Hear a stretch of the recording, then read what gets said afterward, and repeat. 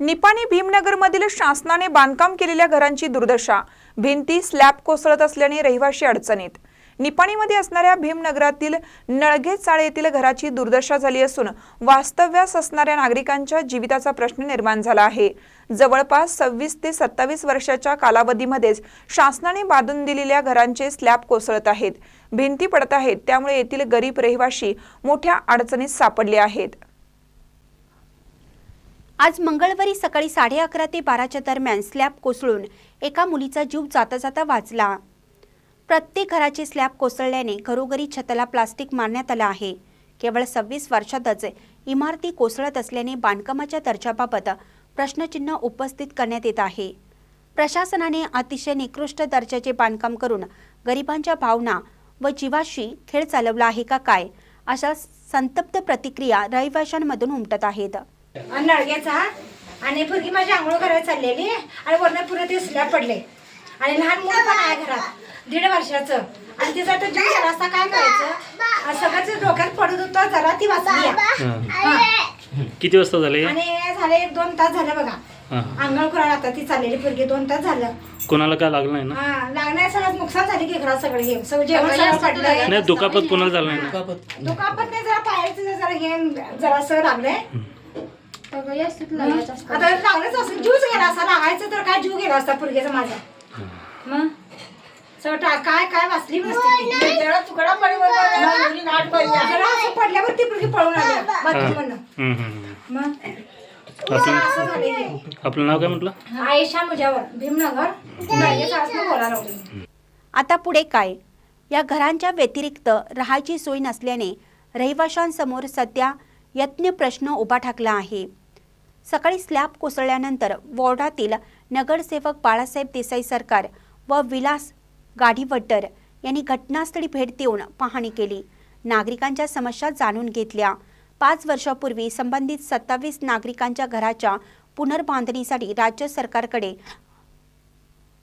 Slum बोर्डाकडे प्रस्ताव पाठवण्यात आल्याचे यावेळी विलास गाडीवटर यांनी स्पष्ट केलं।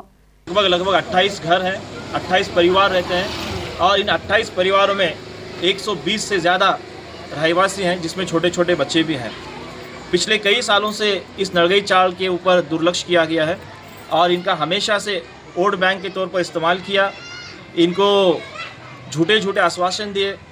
पिछले बार के इलेक्शन में इन लोगों से ये वादा किया गया उस टाइम के नगर अध्यक्ष के द्वारा कि अगर उसको जिता कर देंगे तो यहाँ पर एक कॉम्प्लेक्स के रूप में एक बिल्डिंग बांधी जाएगी और उसमें इन लोगों को रहने के लिए अच्छे 2 BHK के जैसे घर दिए जाएंगे। ऐसा उन्हें झूठा आश्वासन किया और उसके बाद में आज लगभग 7 साल हो गए इलेक्शन को होकर, फिर भी यहाँ पर कोई ने आके देखा नहीं है। और आज जो अवस्था हुई है, हर रोज आते हैं आज जो अवस्था हुई है वो अवस्था दुर्दैवी है और जिस तरह से घर गिरे हुए हैं। काय करायचं निवडून सगळ्यांना बघितलं आता पूर्वी माझ्या हाताला लागली नसती आता सगळेच घर पडाले, सगळेच घर पडाले। कोणाला मत टाक म्हटलं त्यालाच नाही टाकला होता। काय म्हणजे खरंच चांगलं काय नाही, पावसाळ्यात दिवसात तर माणसाला बसायला जागा बांधून राहायला पण अडचण आहे तिथं। मग आता हे घरचं स्लॅब पडाले ना, मग या अगोदर नगरपालिका तुम्ही कळवलं होतं काय?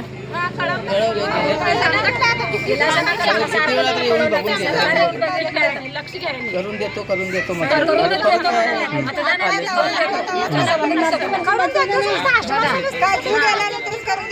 आता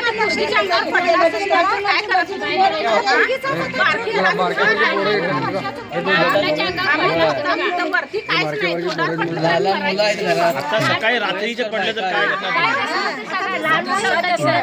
लहान मूल त्याच्या अंगा पडला असते तर आणि रात्रीच्या टायमाला झालं असतं तर काय झालं असतं? मोर्चाला कुठं चल म्हणाल ते त्याने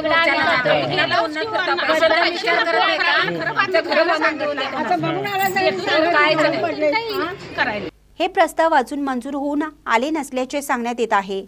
यावेळी नळगे चाळीतील महिला व नागरिक उपस्थित होते। महानकरी न्यूजसाठी गौतम जाधव, निपाणी। ताज्या बातम्यांसाठी महानकरीला सबस्क्राइब करा आणि बेल आयकॉनला क्लिक करा।